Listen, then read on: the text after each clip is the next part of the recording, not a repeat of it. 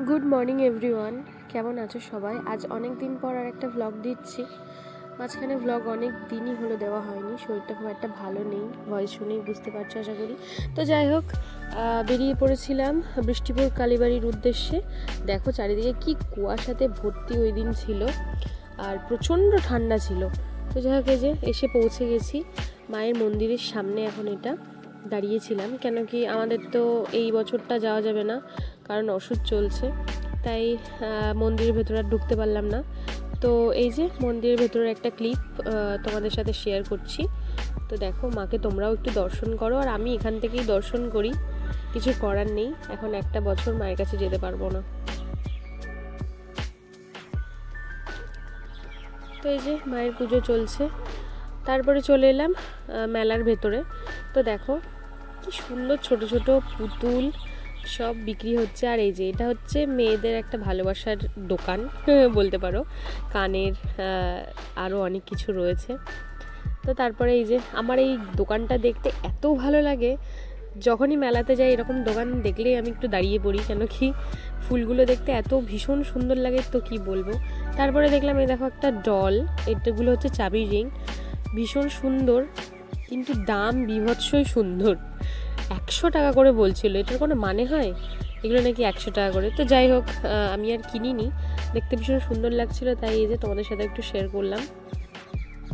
তারপর এই যে এইদিকে কাপের দোকান, আমার সাথে সাথে তোমরাও দেখতে থাকো।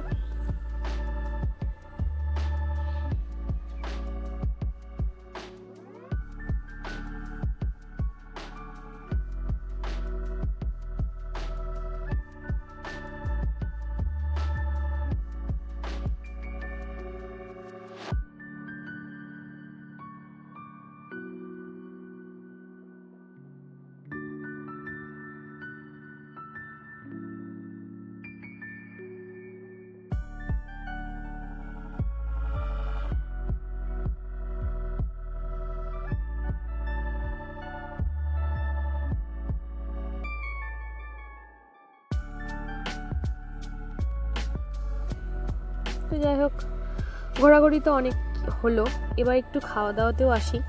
তো যাই হোক, প্রথমেই নিয়েছিলাম একটা পাপড়ি চাট। তো এই যে পাপড়ি চাটটা ভীষণ টেস্টি ছিল, পাপড়ি চাটটা খুবই সুন্দর ছিল খেতে। তো যাই হোক, খেয়ে নিই পাপড়ি চাটটা। তারপরে যে কেনাকাটা তো করেইছি, তো এই যে একটু ভেলপুরি খাবো ভাবলাম। ভেলপুরিটা খুব একটা ভালো ছিল না, ভীষণ মোটা মোটা আর বিচ্ছিরি ছিল ভেলপুরিটা। তো যাই হোক, কিনে যখন ফেলেছি তারপরে অল্প খেয়ে ফেলে দিয়েছিলাম আর কি। তো যাই হোক, এইদিকে আবার এটাকে কি বলে যেন, ঢাকাই পরোটা মনে হয়। তো দেখো, এগুলো তো খাওয়া অসম্ভব, তো যাই হোক তোমাদেরকে দেখালাম। আর এগুলো হচ্ছে বাচ্চাদের ফেভারিট একটা জিনিস, যেহেতু দিন দিন ছিল তাই খুব একটা এই রাইডগুলোতে মানুষ ছিল না। তো এই যে দেখো, দুটো মাত্র মানুষ এই রাইডটা করছে। রাত্রেবেলা হলে পরে আরও বেশি সুন্দর লাগতো এটা দেখতে, এই যে ভেতরে লাইটিং রয়েছে, এইগুলো রাত্রেবেলাতে বেশি সুন্দর লাগে। আমরা যেহেতু দিনের বেলায় গেছিলাম, তাই এইগুলো সৌন্দর্যটা ওইভাবে তুলে ধরতে পারিনি। আর এখানে একটা জ্যান্ত কালী, এই যে কালী ঠাকুর সেজেছিল একজন, তো মেলাতে কিন্তু বেশ ভালোই লাগছিল এনাকে দেখতে।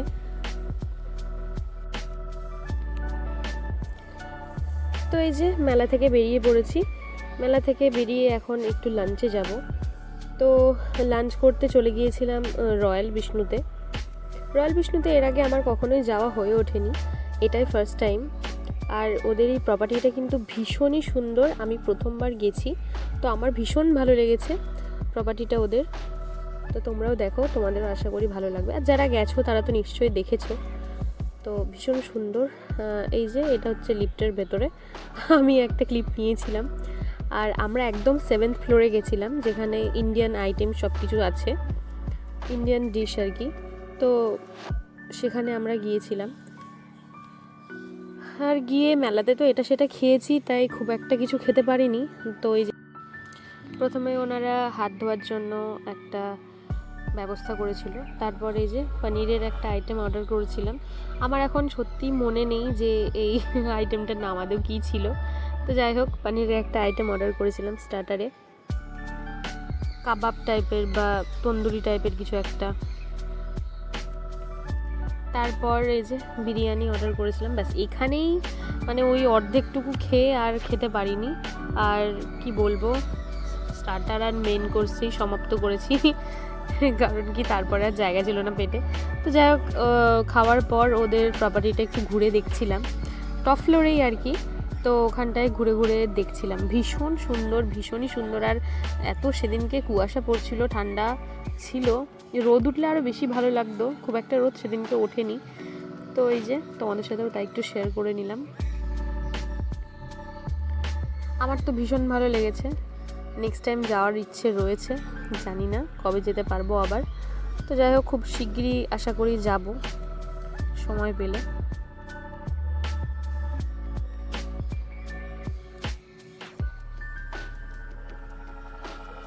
তো যাই হোক, ঘোরা হয়ে গেল, এবার বেরিয়ে পড়লাম বাড়ির উদ্দেশ্যে, আর কোথাও না। এই যে ব্রিজ থেকে সোজা একদম বাড়িতে যাব।